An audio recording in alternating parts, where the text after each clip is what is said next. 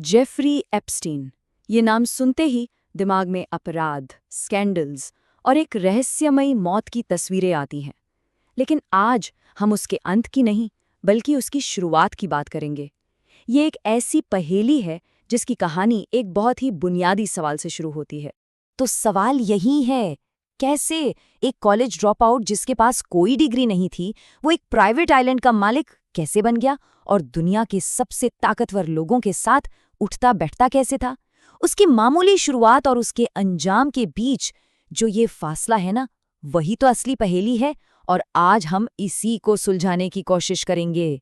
एक तरफ Jeffrey Epstein, एक टीचर, और दूसरी तरफ जेफरी एप्स्टीन, एक अरबपति। ये जो सफ़र है ना, एक टीचर से एक अरबपति तक का, ये हुआ कैसे?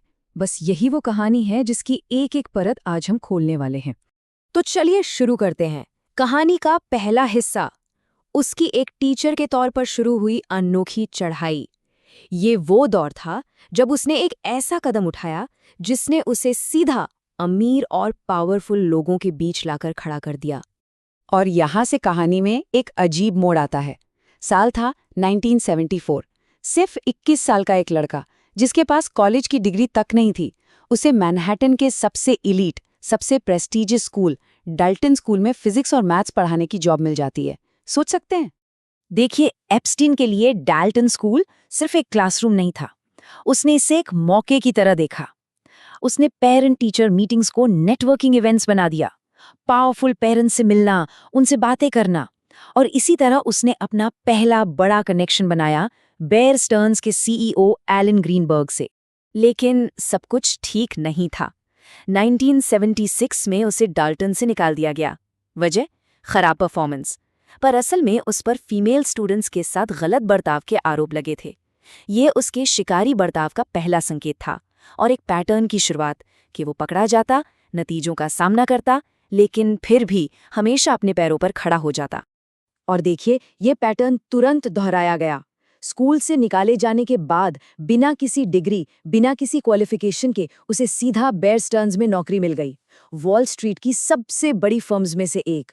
27 साल की उम्र तक वो वहां लिमिटेड पार्टनर बन गया। उसे कहते थे एक जबरदस्त सेल्समैन।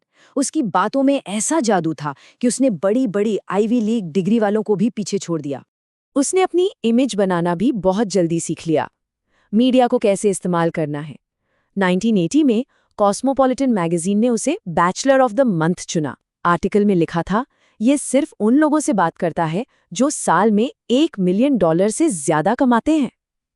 सोचिए, ये सब एक बहुत ध्यान से बनाई गई इमेज थी, एक एक्सक्लूसिविटी, एक पावर का दिखावा। पर अजीब बात यह है कि आर्टिकल के आने के थोड़े ही टाइम बाद एप्स्टीन को बेयर स्टर्न्स से भी निकाल दिया गया। इल्जाम, इनसाइडर ट्रेडिंग और दूसरे उल्लंघन। और यही उसकी पूरी कहानी है। एक तरफ पब्लिक में एक फाइनेंशियल जीनियस की इमेज और दूसरी तरफ पर्दे के पीछे एक अलग ही दुनिया चल रही थी। ये डबल लाइफ उसके करियर का पैटर्न बन चुकी थी। तो बेयर स्टर्न्स से निकलने के बाद एप्स्टीन ने क्या किया? उसने अपना गेम ही बदल दिया, अपने हेरफेर के तरीकों को और बेहतर बनाया और उन्हें एक बहुत बड़े, बहुत आपराधिक लेवल पर ले गया।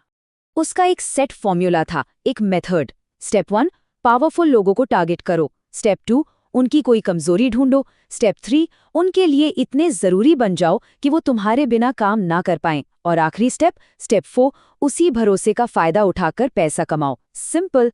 बेयर स्टर्न्स से निकाले जाने के बाद उसकी मुलाकात हुई बिजनेसमैन स्टीवन हॉपनबर्ग से, और यहाँ एप्स्टीन को मास्टरमाइंड माना जाता है एक बहुत बड़ी पॉन्जी स्कीम का।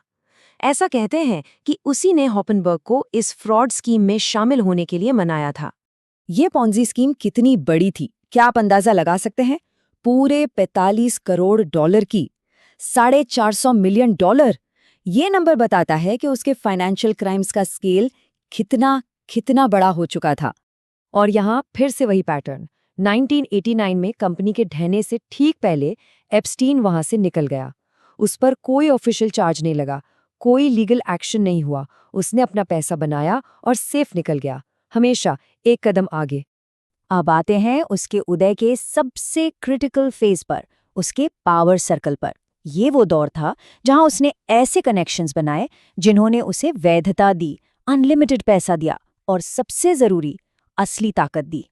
आगे बढ़ने से पहले एक लीगल टर्म समझना जरूरी है, पावर ऑफ अटॉर्नी। इसका मतलब क्या होता है? सिंपल भाषा में ये एक ऐसा अधिकार है जो आपको किसी दूसरे इंसान के सारे लीगल या फाइनेंशियल मामलों को कंट्रोल करने की पावर देता है। मतलब आप उसकी तरफ से कोई भी फैसला ले सकते हैं। और यही पावर ऑफ अटॉर्नी एप्स्टीन का सबसे बड़ा हथियार बना। 1991 में लेस्ली वेक्सनर, जो एल ब्रांड्स यानी विक्टोरिया सीक्रेट के सीईओ थे, उन्होंने एप्स्टीन को अपने सारे फाइनेंस की फुल पावर ऑफ अटॉर्नी दे दी। सोच के देखिए, एक अरबपति ने अपनी पूरी दौलत का कंट्रोल एप्स्टीन के हाथों में दे दिया। ये एक ऐसा भरोसा था जो किसी की समझ से परे है। तो इस अनलिमिटेड पावर के साथ उसने क्या किया?